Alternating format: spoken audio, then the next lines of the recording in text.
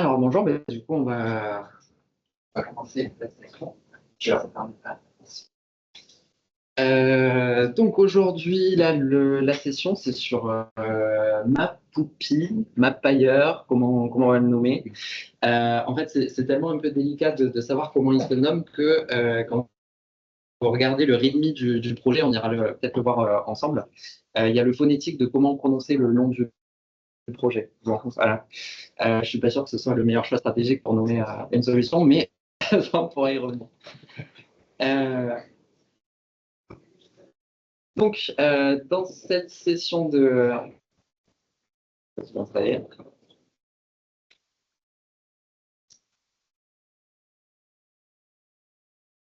Donc, dans cette session, en fait, on va présenter, enfin, je vais présenter ce produit Mappayer ou Mapoupi.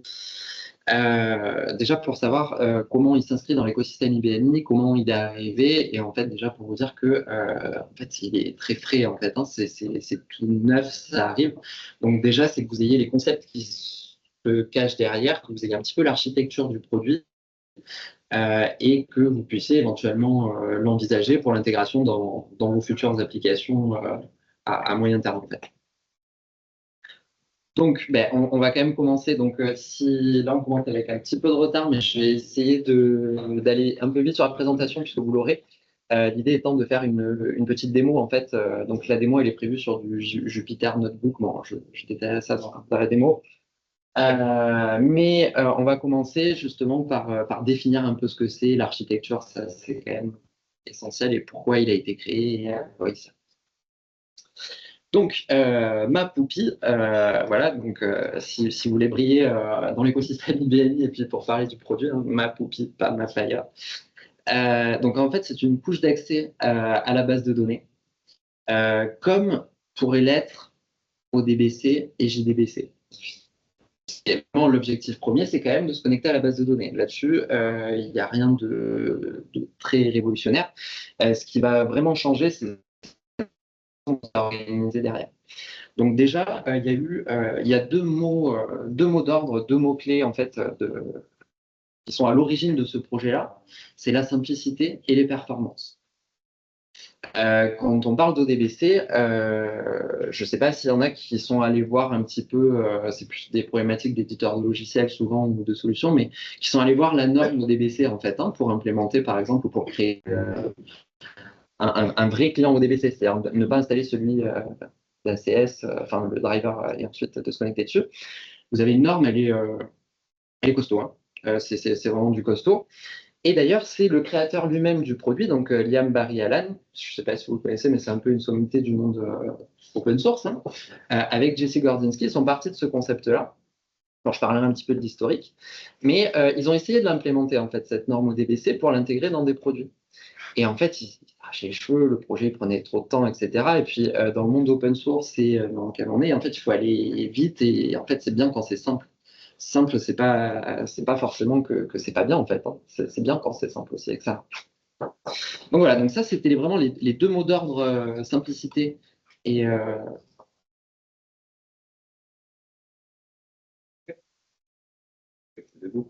comment? Ouais, il y a le petit table là, il n'y a pas d'autre chaise en plus.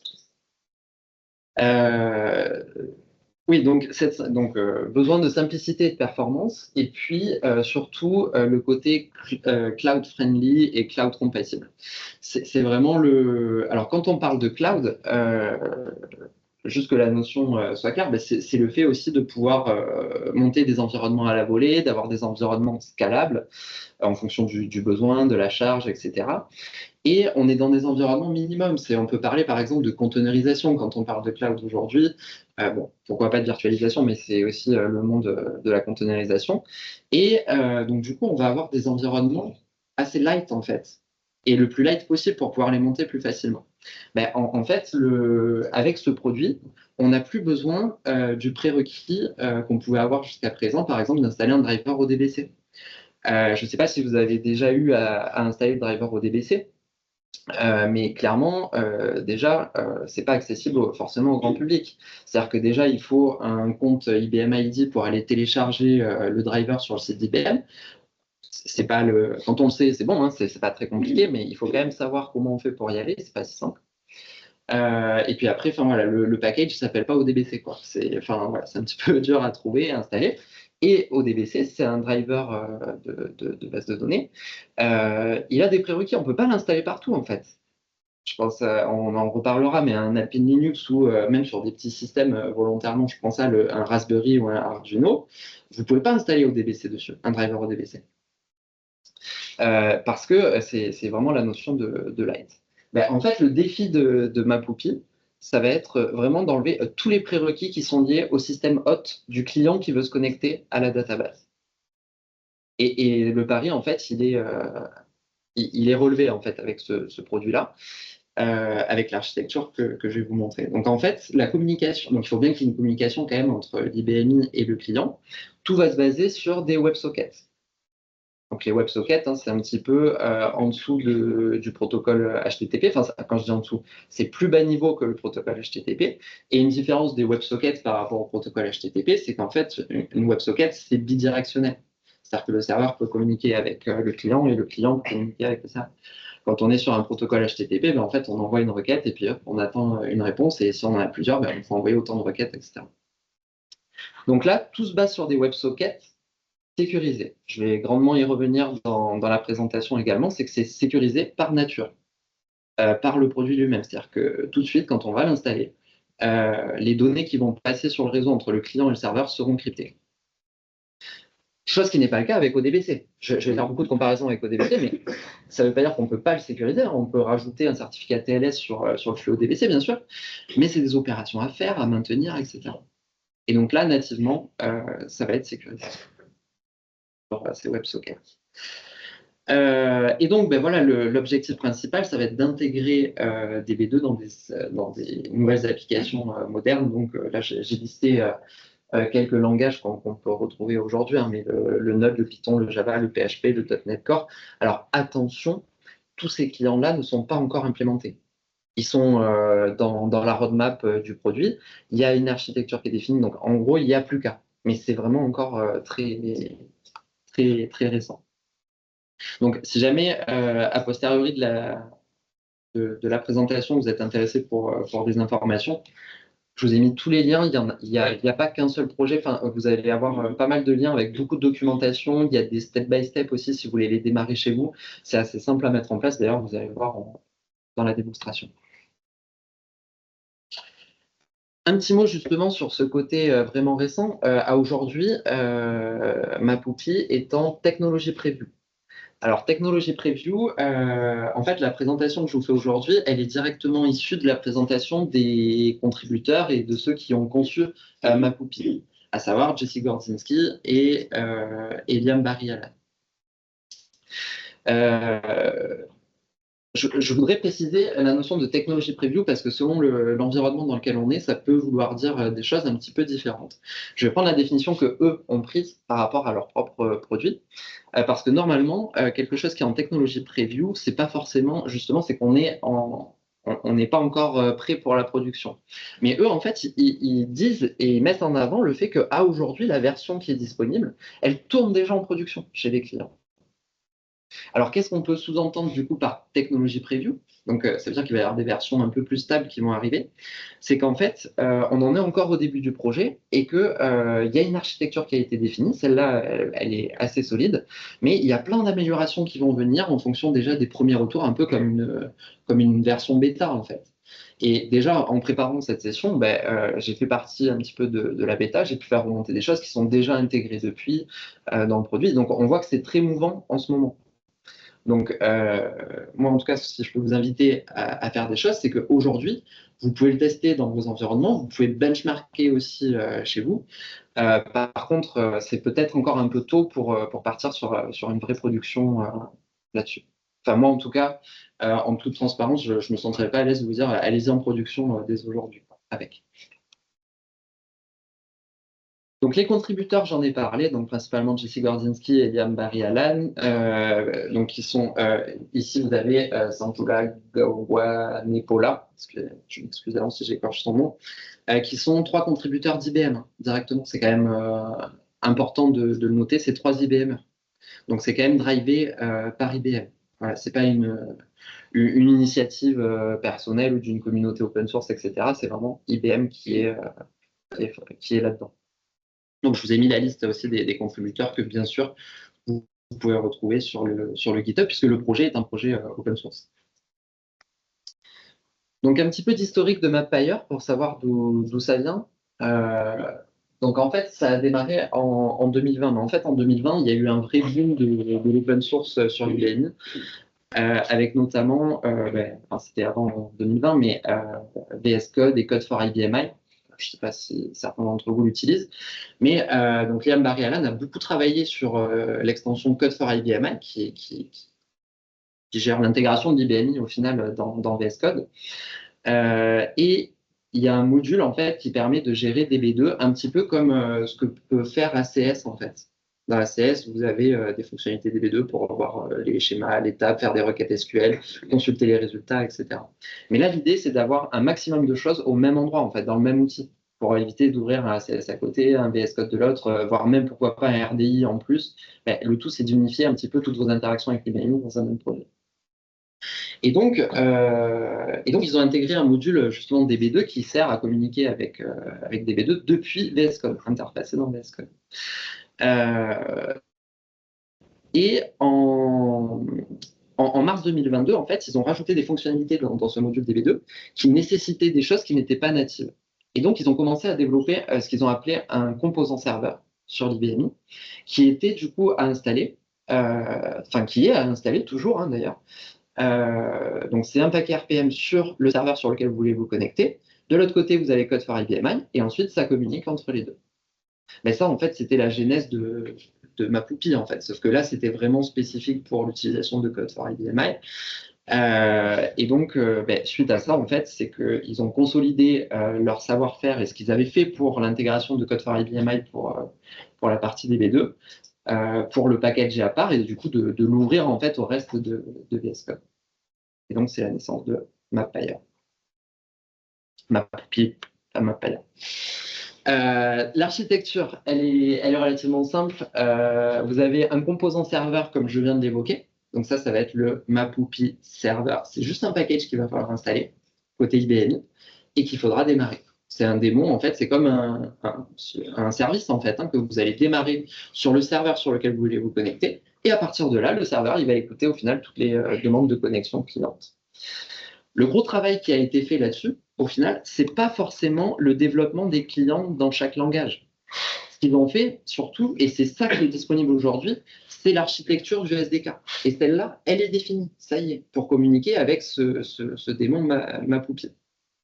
Et donc, forcément, pour avoir un petit peu de cas d'usage et de cas pratique, une fois que cette architecture elle a été définie, ils ont mis un peu le pied à l'étrier, ils ont pris les 3 premiers langages qui sont ici, donc Python, Java et TypeScript, JavaScript en fait, donc pour intégrer dans du Node par exemple. Vous avez des clients qui sont existants, que vous pouvez télécharger aussi en open source sur GitHub, et qui sont directement opérationnels en fait, que vous pouvez intégrer directement dans vos projets. Je vous ai mis dans le futur, en fait, il y a des travaux qui sont en cours pour un client Mapupi PHP. Donc, il y a déjà le projet, il y a déjà une sorte de version bêta, bon, c'est pas encore tout à fait prêt. Vous avez une idée peut-être de pourquoi c'est pas encore prêt dans PHP par rapport à du Node ou autre? C'est la gestion des WebSockets. On l'a vu tout à l'heure, j'ai évoqué le fait que ça communiquait en WebSocket. Bien sûr qu'on sait faire des WebSockets en PHP, mais c'est un peu moins natif qu'en Node, par exemple. En Node, les WebSockets, c'est vraiment bien intégré. Bon. Et puis après, du coup, il fallait juste prioriser aussi des langages. Donc voilà, c'est des choses qui vont arriver. Bon. Ça résume ce que je viens de dire. Un nouveau job côté serveur, des clients, et ça va communiquer. J'ai rajouté un schéma de Mapupi justement qui résume vraiment, tout est résumé là-dedans dans l'architecture. Vous allez avoir sur l'IBMI le Mapupi serveur avec qui va attendre des connexions WebSocket, un ensemble de clients qui vont communiquer par WebSocket de façon sécurisée. Donc c'est ces WebSockets en fait qui sont cryptés par nature. Et ensuite, qu'est-ce que l'on retrouve là? Du JDBC. Et ça, c'est fondamental de le comprendre. C'est-à-dire que, en fait, il n'y a pas une écriture de l'accès à la base de données dans Mapoopi. Le projet ne va pas jusque-là, en fait. C'est juste la communication pour l'intégration quelque part des nouvelles technos.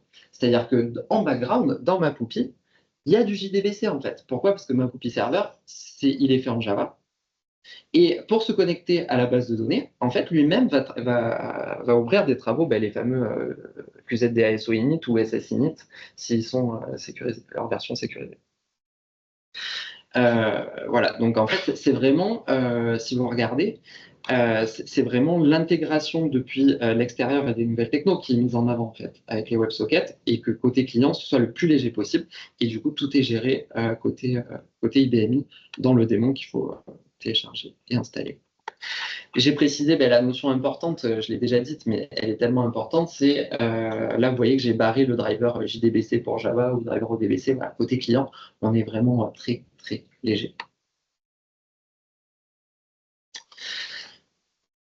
Alors après, c'est quelques définitions, quelques principes fondamentaux, mais au final, ça va être que du rappel parce que le projet est simple.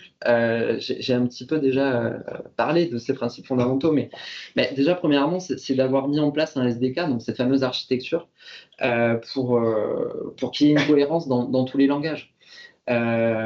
Si on revient un petit peu dans l'historique de la connexion à l'IBMI, si on prend PHP et Node, dans PHP, il y avait l'extension IBM DB2. Alors, je ne vous montre pas dans l'historique pour ceux qui connaissent encore avant. Il y avait encore quelque chose d'autre avant IBM DB2. Mais donc, du coup, IBM DB2, c'est un connecteur natif PHP qui n'est utilisable que par PHP pour communiquer avec DB2. Moi, je parle de PHP parce que c'est un des premiers langages web qui est apparu sur IBM. Ensuite, vous avez Node qui est apparu un petit peu après. IBM, qu'est-ce qu'ils ont dit? Ils ont dit, bon, on va développer la même chose qu'IBM DB2, en fait, mais pour Node. Là, ils ont sorti IDB Connector. Il marche toujours, hein, c'est des connecteurs natifs, ça marche bien. Mais par contre, IBM doit maintenir ce IDB connector, doit maintenir ce IBM DB2, doit le faire évoluer. Donc là, le changement de paradigme au final, c'est que IBM propose son SDK, l'architecture, et après, libre à nous de l'implémenter, en fait, tout simplement.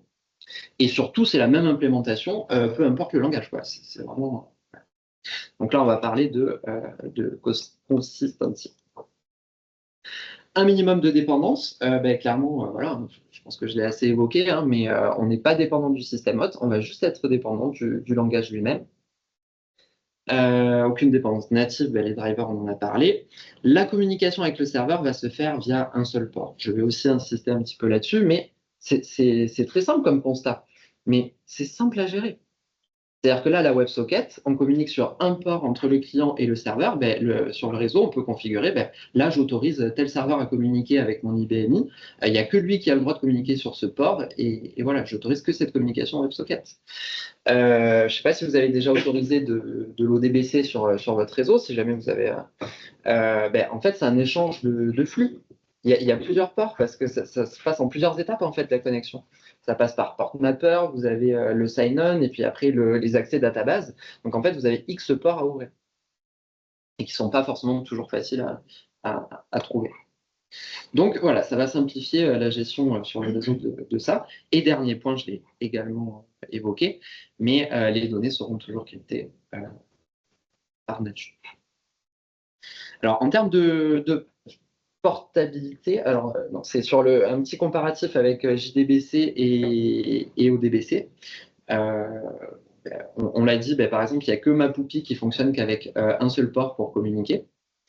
Les données qui sont toujours encryptées, il n'y a que Mapoopi qui fait ça. C'est-à-dire que même si vous le vouliez, en fait, par défaut, de toute façon, dans votre WebSocket, ça va passer encrypté.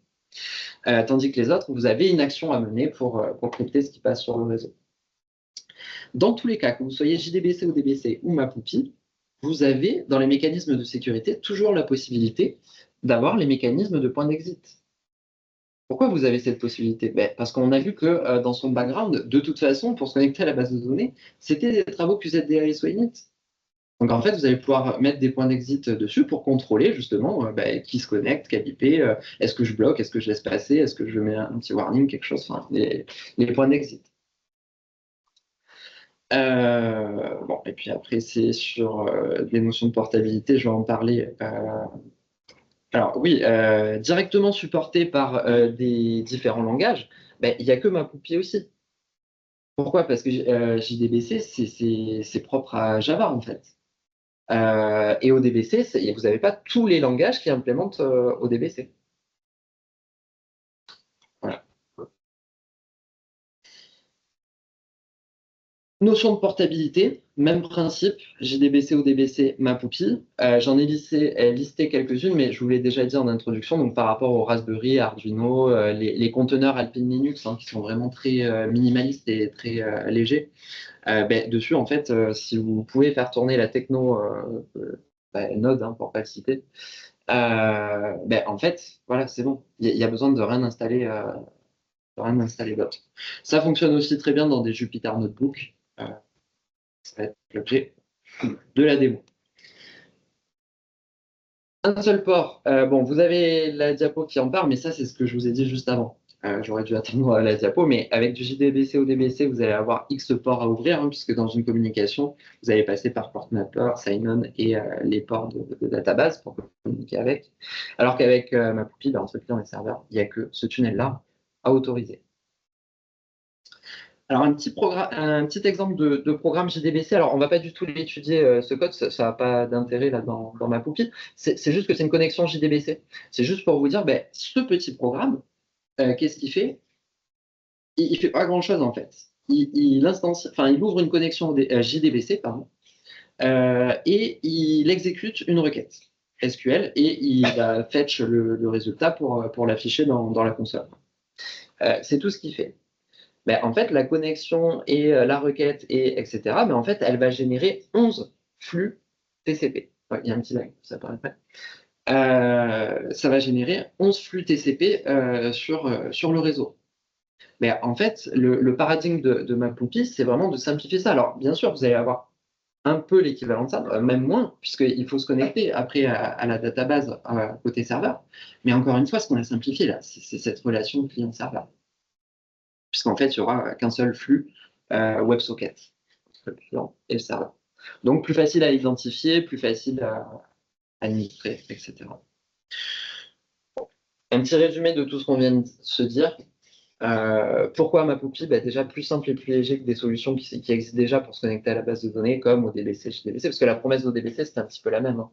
C'était de pouvoir se connecter en multilangage, mais là, ça va encore plus loin dans la légèreté et la portabilité.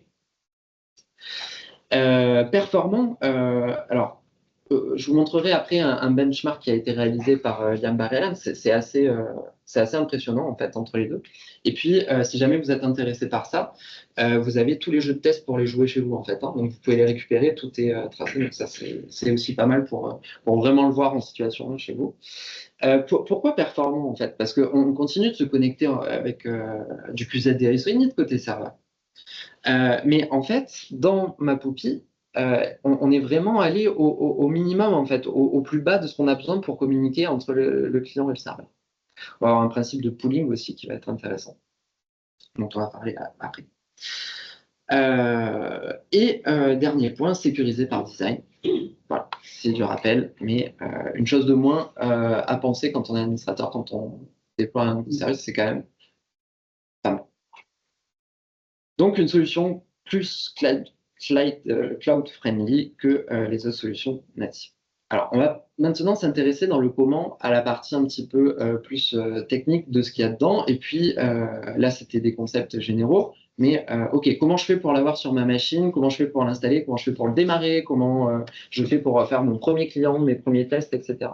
Alors, tout est assez bien documenté, hein, sur les différents projets GitHub que vous avez en lien ici. L'avantage, c'est que là, au moins, je vais vous indiquer un petit peu comment bien démarrer. Au moins, c'est un peu plus rapide que d'aller voir ces documentations. Premièrement, c'est un package open source au format RPM qui est déjà présent dans les référentiels IBM. Donc, si vous utilisez déjà le gestionnaire de paquets open source et le référentiel d'IBM, donc celui par défaut, le package il est déjà dans la liste en fait, sur votre machine. Donc là, je vous ai montré sur le gestionnaire de modules open source, dans les modules disponibles, vous avez le MapOPI Server.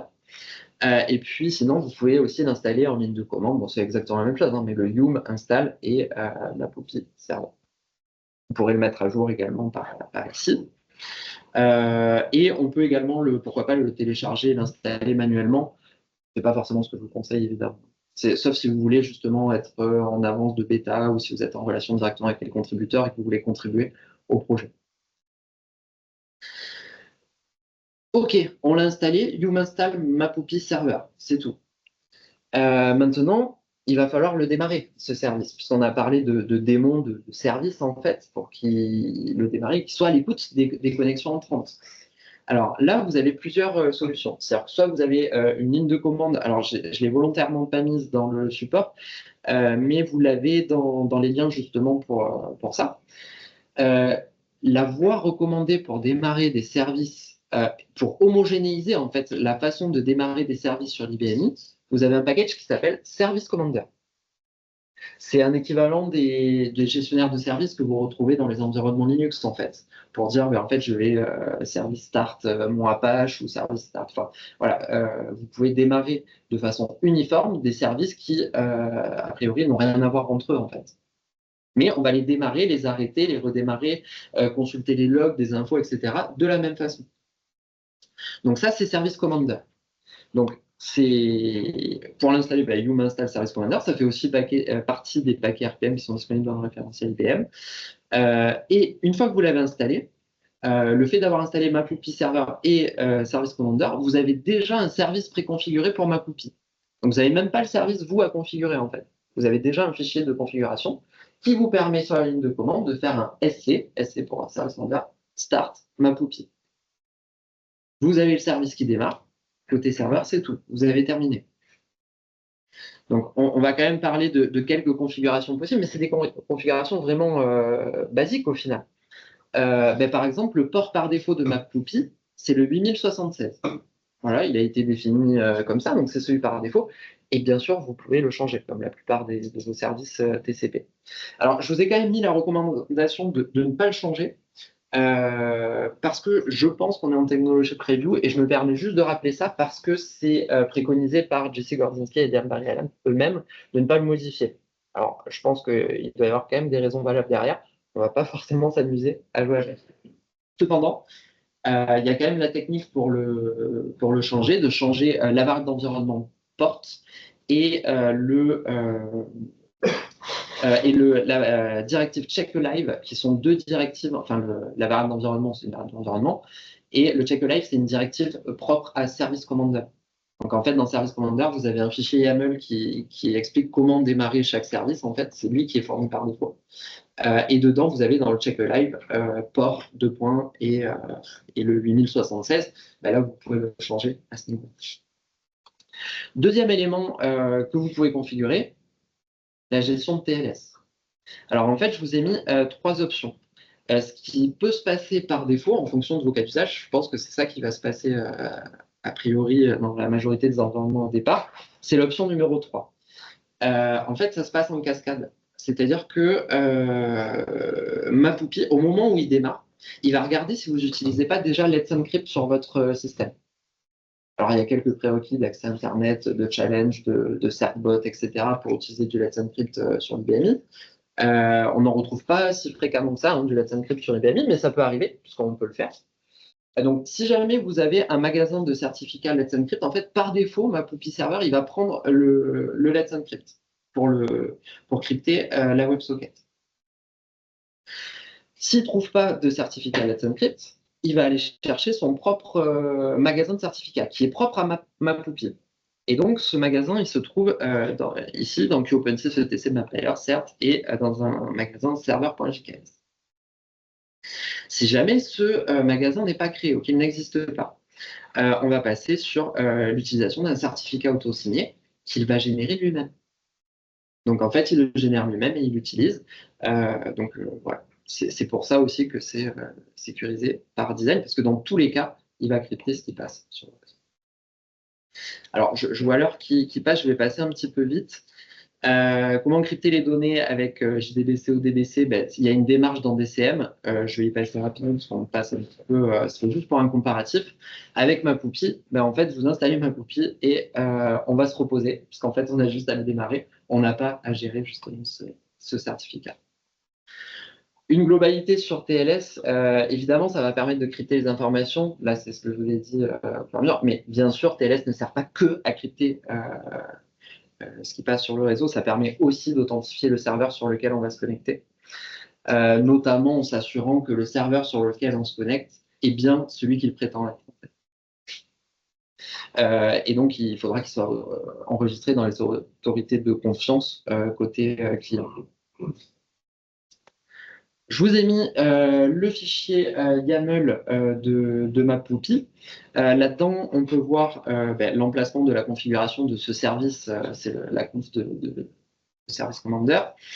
Vous avez la startup commande, ça va être intéressant parce que en fait la startup commande c'est pas un exécutable en tant que tel, c'est un shell en fait.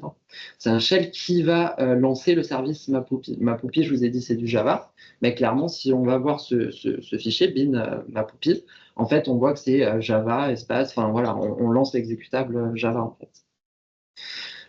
Et donc, selon les versions que vous avez de Java, par exemple, vous allez pouvoir vous-même gérer les versions de Java que vous allez vouloir utiliser en fait.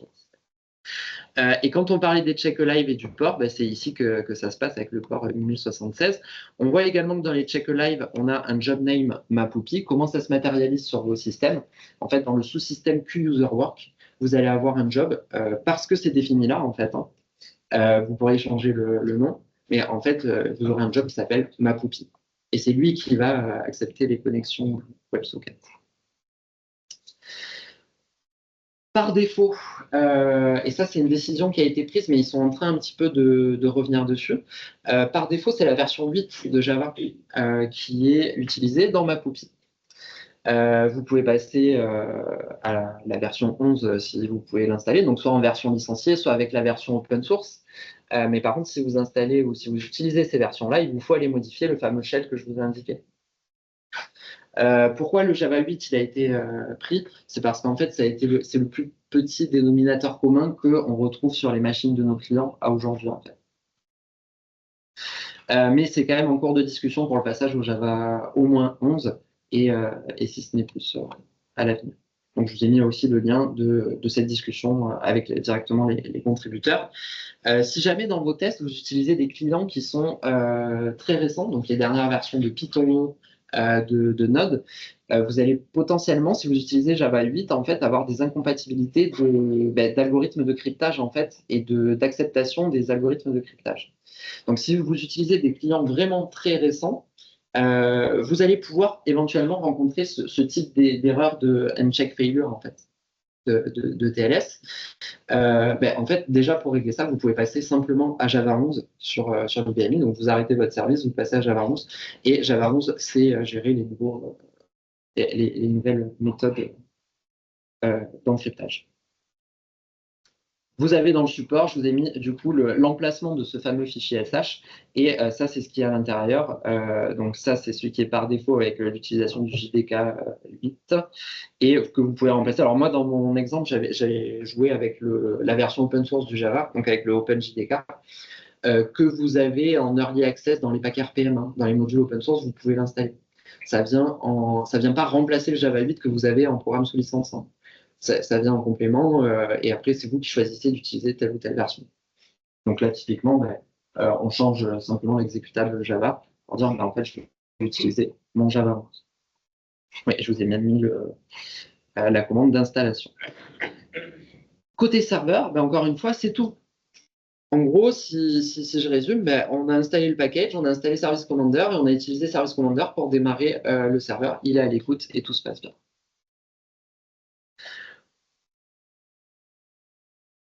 On parlait de benchmark. Alors, je ne vais vraiment pas avoir le temps de le détailler, mais par contre, la bonne nouvelle, c'est que alors à la fois le contexte du test et du scénario justement qui a servi au benchmark, tout est détaillé dans le lien que je vous ai mis. Donc ça c'est l'exemple complet avec toutes les conclusions. Je vous ai mis que 2 graphiques que je trouvais parlants. Enfin, les plus parlants, c'est un qui va gérer des connexions en pool. Donc en pool, en fait, on lance X requêtes en même temps, en fait, hein, c'est ça, c'est le côté simultané. Et de l'autre côté, c'est une après l'autre. Et dans les graphiques, en fait, vous avez en vert les performances de MapOupi et au DBC, en fait, on observe un phénomène de queuing, en fait, de mise en file. Bon, en réalité, c'est assez performant également, mais quand on regarde les performances de MapOupi, en fait, on se dit, ah ouais, il y avait quand même un gap possible encore d'amélioration. Donc ça, c'est vraiment pour toutes les conclusions du test, vous les avez ici. Et en haut, je vous ai mis le lien où en fait c'est un projet GitHub justement où vous récupérez les sources qui ont servi à ces tests. Donc ne croyez pas juste un benchmark qui a été fait sur des machines qui ne sont pas les vôtres. Faites-les chez vous. Faites-les chez vous, ça vous génère les graphiques également. Enfin, vous savez toutes les métriques de ces tests-là. Donc le backend MapOupi qui utilise JDBC, j'en ai parlé, ou sa version sécurisée plus SSInit. Donc, toutes les considérations qui concernent ces travaux-là continuent de s'appliquer. Voilà, on s'appuie quand même sur l'existant, on ne met pas tout à la poubelle, etc. Donc, je vous l'ai déjà dit, en termes de sécurité, déjà pour le QZDA SSInit et ou pour les points d'exit, par exemple, mais aussi pour la scalabilité. La scalabilité, hein, c'est l'optimisation un petit peu des performances, puisque ces travaux-là sont des travaux à démarrage anticipé. Donc là, pareil, je vais passer un petit peu vite pour avoir le temps de faire la démonstration, mais vous avez tout dans le support. Ouais, donc sur la scalabilité, bon, je vais revenir un petit peu après. Je voulais quand même juste vous montrer, j'ai extrait en fait l'historique du travail en fait QZDSOinit, mais qui est lancé depuis une connexion MapOupi. C'est juste pour observer les registres spéciaux, parce que du coup, on a besoin de ces registres spéciaux pour pouvoir positionner des points d'exit. Et donc, dans ces registres spéciaux, en fait, à chaque connexion, qu'est-ce qu'on peut voir déjà? C'est que, bon, on a le nom du user qui s'est connecté, lui, il vient bien du client. Par contre, pour l'instant, le client, il est toujours en 127.0.0.1, enfin localhost, quoi. Et ça, c'est normal vu l'architecture qu'on a vue ensemble. Donc, du coup, déjà, c'est un peu gênant pour l'instant pour positionner des exit points par rapport au client qui va se connecter dessus. Mais on peut observer que dans les registres spéciaux, on a notamment le client workstation name, donc là, localhost, ou alors là, on avait l'IP du client. Donc les deux captures que vous avez ici, en fait, elles sont réalisées avec deux clients MapOupi différents, un en JavaScript et l'autre en Python. C'est également en cours d'amélioration pour le remonter de façon systématique. Au final, les valeurs qui sont affichées dans les registres spéciaux, aujourd'hui, font partie de la configuration côté client. Mais du coup, appliquer une règle de sécurité par rapport à quelque chose qui est mouvant côté client de config, en tout cas, c'est les choses notamment que j'ai fait remonter en préparant cette démonstration et où Jesse Gorzicki a clairement acquiescé et nous dit ouais, on a vu ça, on est d'accord. En fait, c'est déjà en cours d'intégration. Donc ça, on devrait l'avoir de façon systématique sans que ça passe par la conf client. On aura dans un registre spécial l'IP du client MapOupi qui est et donc du coup, on pourra positionner des points de site, par exemple sur la MSP. En plus du user qui est déjà dessus. Alors, c'est pas une session sur JDBC, donc je vais quand même le passer. C'est juste des considérations, justement, parce que comme ça utilise quand même du JDBC, toutes les considérations de JDBC restent valides pour ça. Si jamais vous voulez créer un sous-système dédié, justement, pour allouer des ressources spécifiques pour ces travaux QZDSOinit, mais de MapOupi, vous pouvez, ou par application. Pour éviter que ça déborde en fait sur le système, que ça vous consomme trop, ou tout simplement pour avoir une meilleure vue visu sur les données de performance de MapOupi ou d'une application d'une autre. Bon, là aussi, je vous ai mis quand même pas mal d'informations sur ce niveau-là, mais c'est assez bien documenté. Et sur l'aspect scalabilité, ce que je vous disais, en fait, on va pouvoir jouer sur les travaux à démarrage anticipé, en fait, sur ces trois choses, hein, c'est le initialize job, le seuil de déclenchement de la création de nouveaux travaux et le nombre de jobs qui vont être ajoutés. Je ne sais pas si vous connaissez tout ça. Mais partons simple, en fait, par défaut, vous avez un seul job QZDS init, il est là, il est déjà démarré, donc s'il y a une requête qui arrive, hop, il va tomber dedans, il va s'exécuter. Et en fait, dans ces travaux à démarrage anticipé, vous pouvez configurer, ben, en fait, si j'arrive, s'il n'y a plus de travaux disponibles pour gérer ma requête, qu'est-ce que je fais? Ben, en fait, qu'est-ce que je fais ici avec cette config, c'est qu'il y a 2 nouveaux jobs QZDS init qui vont démarrer pour accueillir les requêtes. Mais ça, c'est configurable. Donc là, vous avez les valeurs par défaut, et vous pouvez faire avec la commande que je vous indique ici, avec le change pre-started PJE, vous pouvez configurer ces informations. Comment on peut déterminer les bonnes valeurs, justement? Ben, tout simplement, vous avez des statistiques d'utilisation de ces pre-started jobs. Donc, dans le DSP Active Pre-started Job, vous allez voir dans le sous-système QUser Work, vous allez voir vos travaux QZDS init qui vous intéressent. Et dedans, en fait, vous avez ben, le nombre le nombre de travaux qui sont démarrés, combien il y en a eu en peak number, hein, donc vraiment le max de l'activité, etc. Et en fonction de ces infos qui reflètent la vraie activité sur votre machine dès que c'était init, vous allez pouvoir configurer justement vos différents seuils. Pareil, si on peut observer là le dernier, j'aime bien le regarder, si c'est autre chose que 0, pas forcément une très bonne nouvelle, c'est le nombre de requêtes qui ont été rejetées parce que justement les jobs n'ont pas pu les attraper en fait. Donc si vous avez un chiffre plus haut que 0, pensez à modifier quelque chose ou enfin, à essayer de configurer pour pas que ça arrive parce que c'est pas normal et ça ne doit pas arriver. Alors, je vais passer côté client, donc guidé par une architecture de référence unifiée, cette fameuse architecture du SDK, pour avoir une expérience similaire. Mais en fait, si on parle en programmation un peu orientée objet, en gros, ça va être des interfaces en fait. Hein. On va être donc sur des noms de classe, méthodes du type scrollable pardon, pour gérer les exceptions. Tous les paramètres et les options de configuration seront les mêmes, peu importe le langage que vous allez prendre. Les clients disponibles, ben, je vous l'ai dit, il y a le client Python, Node et Java qui sont d'ores et déjà disponibles. Donc, vous avez les 3 projets GitHub que vous pouvez récupérer et directement utiliser. Les clients à venir qui sont en cours, donc là, vous voyez qu'il y a même pour PHP et JDBC, vous avez déjà des projets, mais ils ne sont pas encore finis, comme ce que je vous disais. Alors, et ceux-là qui sont à venir. Pour le JDBC, je voulais juste apporter un petit mot sur le JDBC. Ça, c'est un gros travail qui est fait actuellement. C'est que JDBC, en fait, c'est une norme. C'est un peu comme un DBC. Mais c'est juste que, en fait, là, ils sont en train de travailler sur d'implémenter la norme JDBC, mais avec du MapOPI. Ce qui fait qu'en fait, on va pouvoir faire un JDBC de points plutôt qu'un MySQL ou ODBC, etc. On va pouvoir faire JDBC de points MapOPI et après la chaîne de connexion JDBC. Mais en réalité, ça va passer par du MapOPI. Ce qui fait que si vous avez une application qui utilise déjà du JDBC, en fait, c'est juste de la conf. Il y aura juste la conf à mettre en place de MapOPI pour passer par ces WebSockets et ce mécanisme-là.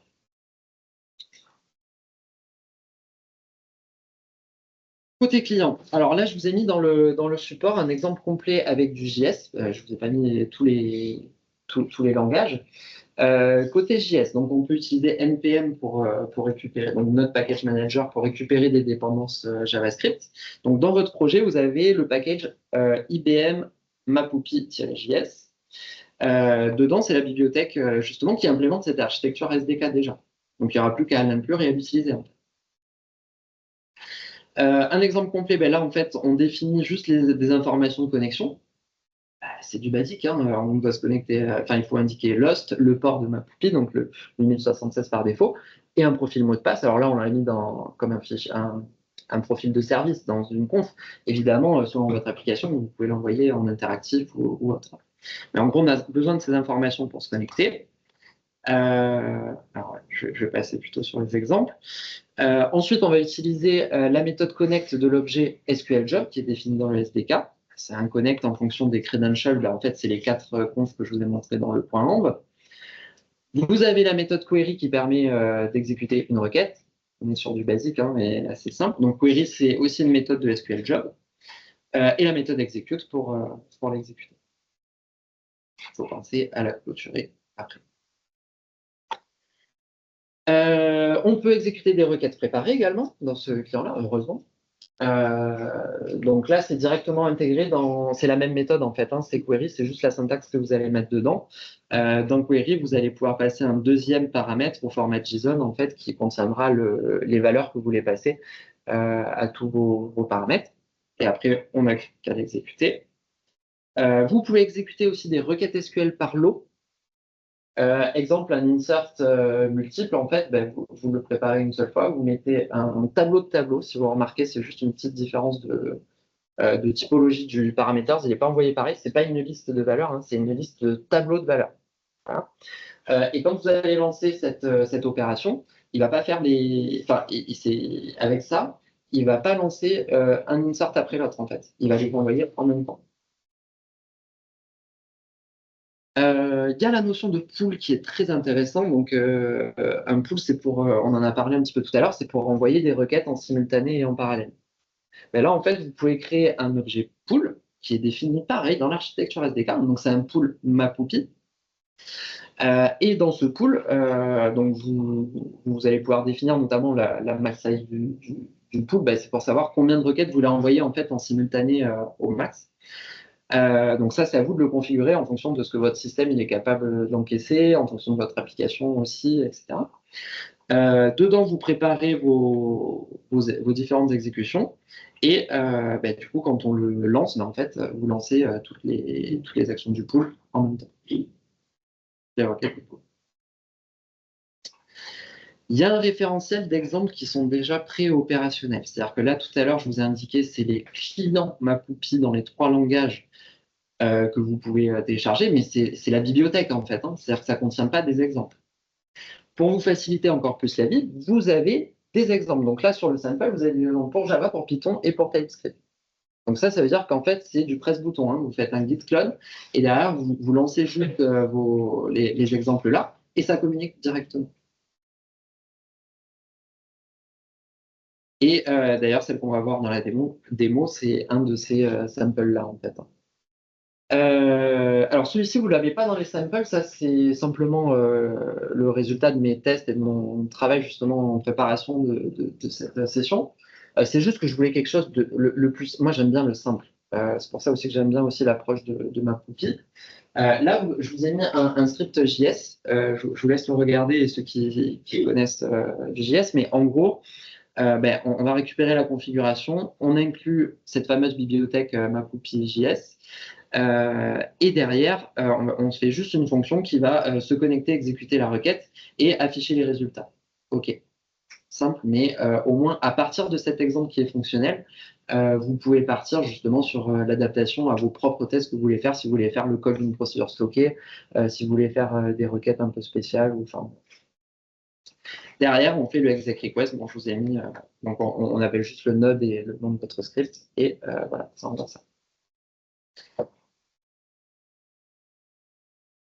Je vais passer à la démonstration. Donc, je crois qu'il me reste 5 minutes, donc ça va être rapide. OK, donc là, je suis connecté en SSH sur mon système IBMI. Ce que vous avez, en fait, ce que je vous montre, c'est le SC-check. SC, vous vous souvenez, hein, c'est Service Commander qui permet de gérer les différents services sur la machine. Alors là, je ne vais pas installer ma copie serveur, ni Service Commander, ils sont déjà installés en partition. Le SC-check, en fait, il vous liste tous les services qui sont configurés sur votre système. Donc là, vous avez un ensemble de services, et dans la liste, qu'est-ce qu'on peut observer? On a un petit lag, mais bon.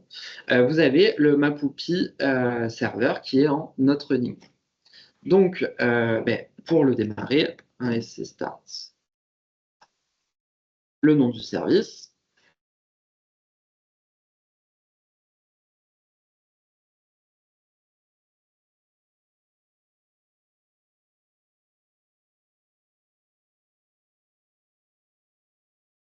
OK, donc là, mon service est démarré. De fait, alors celui que je vais vous montrer, alors là, je l'ai déjà récupéré.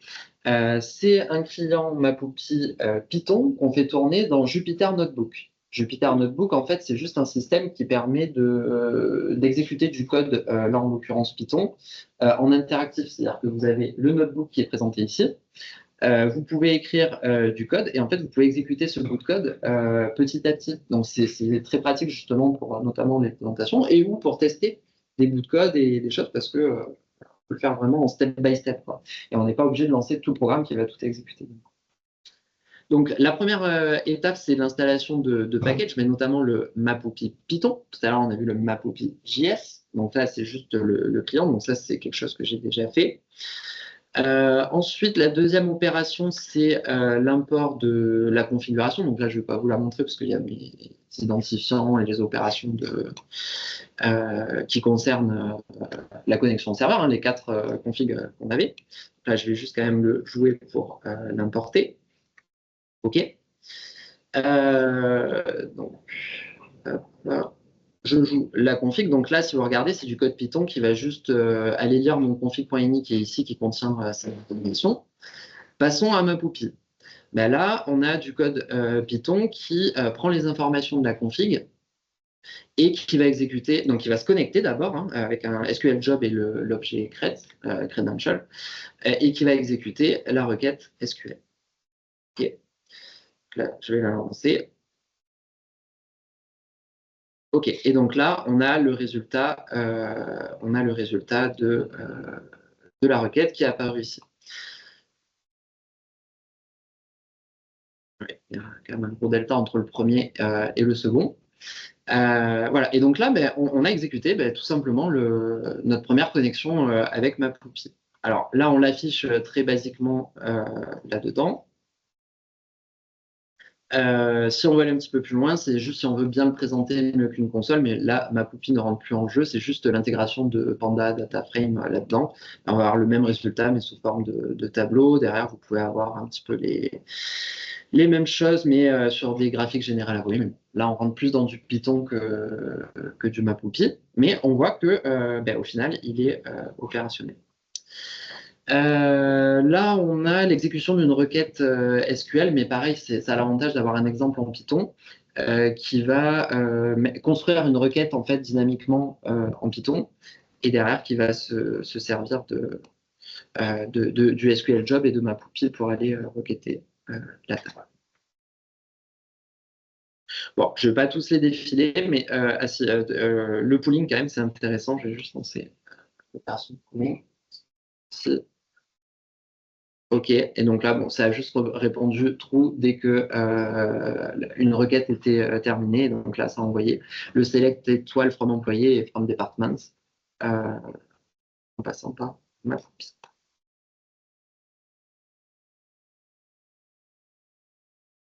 Voilà, donc démo un peu succincte, mais normalement, vous avez toutes les billes en main pour pouvoir aussi commencer vos projets un petit peu de vos côtés. Un petit mot sur la suite et les prochaines évolutions. Donc, j'ai parlé de JDBC, c'est vraiment l'implémentation du protocole JDBC, donc c'est un peu la conformité aux normes. Pareil pour la norme de Python. Pardon. Une technologie Preview 2, alors elle n'est pas officiellement annoncée, mais c'est un petit peu ce qui arrive en fait et ce qui est dans les tuyaux. Donc, il y a du travail sur la compression de données qui va être fait, donc pour des échanges de gros volumes de données dans les tuyaux, hein, dans les WebSockets. De l'amélioration de la gestion de TLS, notamment en proposant un lien plus facile avec DCM pour utiliser notamment les magasins système. Ce sera juste une possibilité en fait en plus hein, de ce que je vous ai présenté tout à l'heure avec les magasins de certificats qui sont dans l'IFS. Autre notion, quand j'ai marqué gestion des logs dans la technologie Preview 2, c'est que là pour l'instant, il y a des logs qui sont vraiment très succinctes. Vous pouvez bien sûr avoir accès aux historiques des jobs, etc. Mais il va y avoir un travail de fait justement pour avoir un maximum de logs sur les connexions en mode verbeux. Pour l'instant, vous avez la possibilité d'avoir un mode verbeux côté client aussi quand vous lancez une connexion. Et donc là, ce sera aussi côté serveur. Et amélioration de la maintenance, c'est qu'il continue encore de travailler sur le contenu du code pour faire un petit peu la même chose, mais que ce soit encore mieux organisé avec quelques petites refactos. En fait, dans la conclusion, ben, au final, c'est tout ce que je vous ai dit pendant cette session. Simplicité, portabilité, rapidité, sécurité. ça coche un petit peu toutes ces cases-là pour être cloud friendly, cloud compatible. C'est encore récent. Je vous invite à vous y intéresser, à les tester sur vos machines. Euh, et voilà.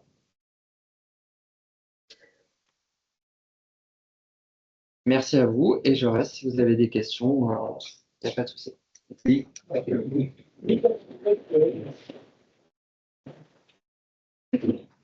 Mis à part le fait qu'on ne voit pas encore l'idée du client, etc., il y a quoi qui aujourd'hui te fait dire que ce ne serait pas un action de projet? Alors, c'est surtout que ça bouge beaucoup. Parce que justement, on en est au début et que, en fait, pour l'instant, par exemple, j'ai pas rencontré de bugs dans tous les tests que j'ai pu faire, en fait. Mais il va y avoir un certain nombre d'améliorations qui vont nécessiter des mises à jour très, très fréquentes et régulières et qui vont peut-être changer des petits paradigmes à droite, à gauche. Et du coup, voilà, j'ai un petit peu du. Et puis, voilà, c'est encore très frais. Moi, personnellement, je l'ai testé sur un mois. Je peux pas vous dire partez en production tout de suite avec. Mais par contre, collectivement, faisons des tests. Allons-y, faisons remonter des informations. Ils sont friands de tous les retours qu'il peut y avoir. Et ils travaillent dessus parce qu'ils y croient fort et qu'eux-mêmes l'intègrent dans leurs produits, en fait. Mais ça va arriver vite, hein. Ça va arriver. Du coup, VS Code, il tourne déjà avec ça, en fait, par-dessus. Ouais. Alors, c'est pas avec le package MapLupi quand même, mais c'est le composant serveur qui a servi vraiment à faire MapLupi. Autrement dit, vous n'avez pas besoin d'installer MapLupi pour utiliser VS Code et le DB2 Components. Non, mais par contre, du côté serveur, tu n'as pas besoin de mettre. Il y a le DB2 utile et il y a d'autres packages à installer pour avoir toutes les options dans VS Code et Code for API. Mais techniquement et à terme, si c'est cohérent, en fait, tout passera par MapLupi, hein.